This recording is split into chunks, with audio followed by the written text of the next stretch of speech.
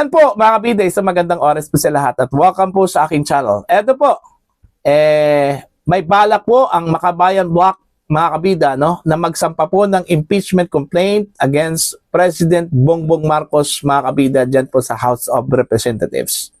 Okay?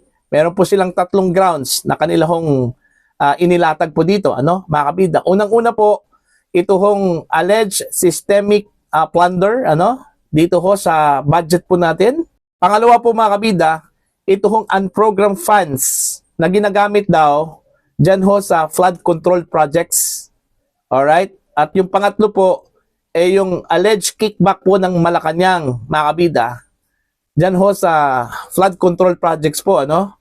Okay? So, tatlong grounds po yon ang pagbabasihan daw mga kabida ng Makabayan Block dito sa plano ho nilang isasampang impeachment complaint against President Marcos. Kung maalala po ninyo, kanina lang po, meron pong nagsampa po ng unang impeachment complaint, ano? Na inendorso po naman mga kabida, no? Ng Pusong Pinoy Party List. Alright? So, kung mangyayari man po ito hong complaint na isasampa po ng Makabayan Block, this will be the second time, pangalawang beses na po ito, na meron pong impeachment complaint na isasampa dyan po sa House of Representatives against one person, ano? Ito hong si President Bongbong Marcos, mga kabida. Mas lalo hong lumawak po yung gap po ngayon, mga kabida, no? Against Vice President Sara Duterte, okay? Dahil meron na pong dalawang impeachment complaint na posible hong kakaharapin. Ito hong si PBBM, ano? At ito hong si Vice President Sara Duterte, wala pa po. And most probably, baka next month, ano, Pebrero po mga kabida, meron pong magsasampa po ng impeachment complaint against the Vice President, ano, matapos po ang isang taong bar rule, ano, sa pagsasampa po ng impeachment complaint mga kabida.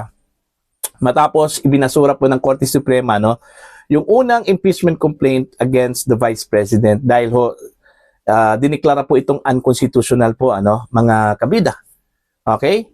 Now, ang mangyayari po dito, kung sakali man po mga kabida, i-entertain po ito ng House of Representatives, ito hong kay Pangulong Ferdinand Bongbong Marcos, at i-entertain din mga kabida yung possible impeachment complaints na isasampa po against Vice President Sara Duterte.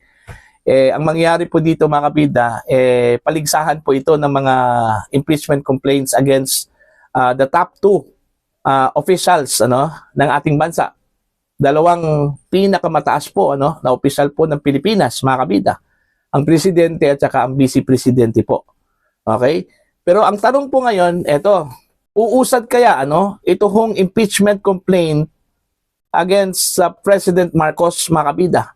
Kung itutuloy man po ito ng Makabayan Block, okay, so dalawa na po sila, uusad kaya ito. Ang ibig kong sabihin po, mga kabida, matutuloy kaya ito? Baka naman po, ibabasura din ito mga kabida, outright, ano?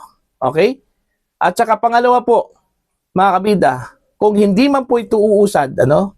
Tapos, pagdating ho ng Pebrero, alright?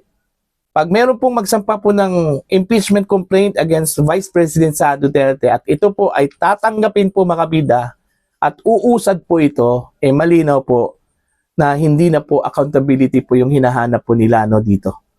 Alright? Political persecution na po, mga kabida. Okay?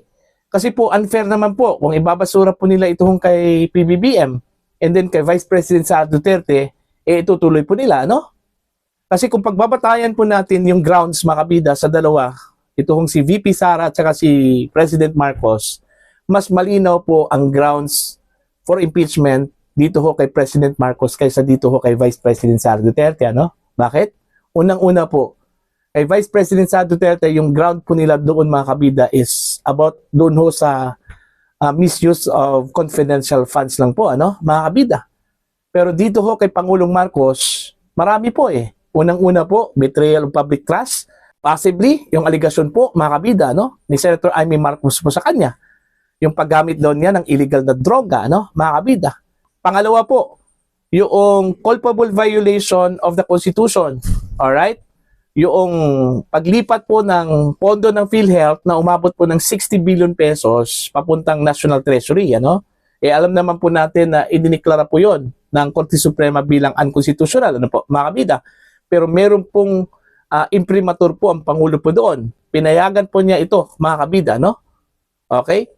Pangatlo po, mga kabida, yung naging pahayag po ni Justice Marvic Leonin, ano? Na yung 2024 national budget should have been declared unconstitutional. Kaso lang po, wala hong nagsampa po ng reklamo po doon, ano? O petition po, mga kabida. Okay?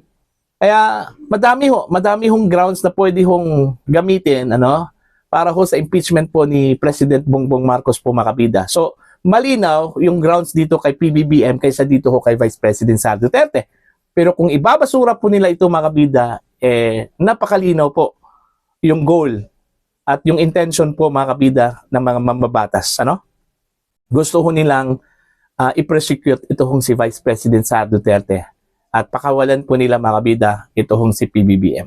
Sana hindi po yun mangyayari po, ano, mga kabida. Sana nagkamali po tayo doon ho sa perception po natin na ibabasura po ng House of Representatives ito hong kaso po, ito hong complaint against President Marcos.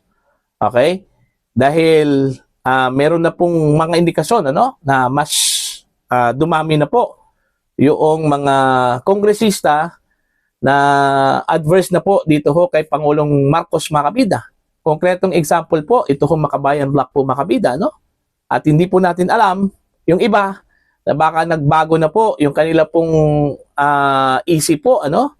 Dahil siguro inaalagaan po nila, mga kabida, yung kanilang political career, ano? Alalahanin po ninyo, itong taong na ito, 2026, ay makukonsidera, mga kabida, na taon po para sa political positioning na po, ano, para ho sa 2028 presidential elections.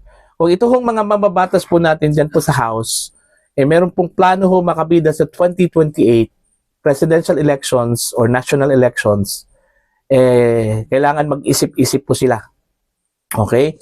Kung babanggain po nila, mga kabida, ang most trusted official sa bansa, itong si Vice President Sara Duterte, at nangunguna ho na presidential candidate sa 2028 presidential elections, dapat maghunos dili po ito hong mga mambabatas na ito, ano?